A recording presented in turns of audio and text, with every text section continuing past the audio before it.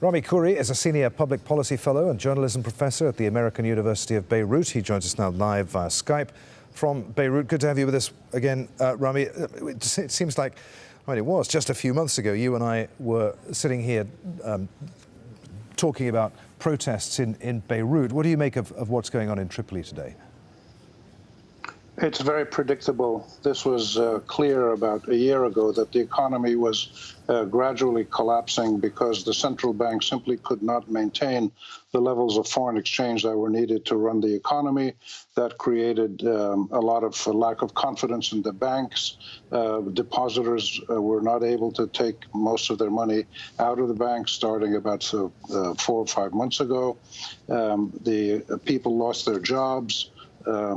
People would not lend very much to anybody. There was no real investment in productive industry. So the whole chain reaction happened. And the worst part of it now, and what you're seeing on the streets in Tripoli and Beirut and Sidon in the south and other places, are desperate people, really desperate young people who don't have a job, who don't have money, don't have savings, don't have any social protection insurance. The government can't help them out. And they're desperate. And their slogan is, "We're hungry, we're hungry." This was very predictable. It's really a sign of financial mismanagement and political poor governance. Who's to blame, though? You say it's political mismanagement and poor governance. Understandably, people are angry. To what extent do they only have themselves to blame, though? Well, the blame goes really to everybody. The central bank was the central actor in this financial engineering scheme, which some economists have called the Ponzi scheme, which eventually ran out of steam and couldn't be maintained. The banks themselves were very complicit. They were making huge amounts of interest on loans that they were giving the central bank. The central bank was taking that money, financing the government spending, a huge government deficit year after year with a lot of corruption as well.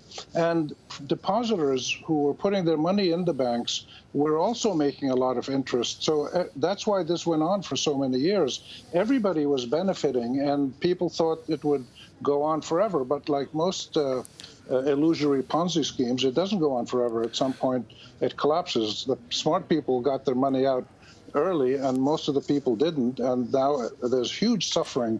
The poverty in Lebanon is now probably over 50%.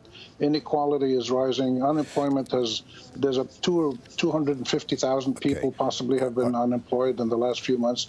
It's just a huge economic implosion, and the government has been very, very slow to address it. They're supposed to meet tomorrow to finalize a package of decisions, and it's still going to take months to actually get things moving, if they do move. Yeah. How does Lebanon extricate itself from this mess, and will people tolerate the fix? People will tolerate the fix if it is a serious one that promises ending corruption, retrieving billions and billions of stolen money and corrupt money, and giving a promise that the economy will get back to some kind of even keel. It's a problem that many countries have had. Greece had it, Cyprus had it, Venezuela. We're not the first country to go through this.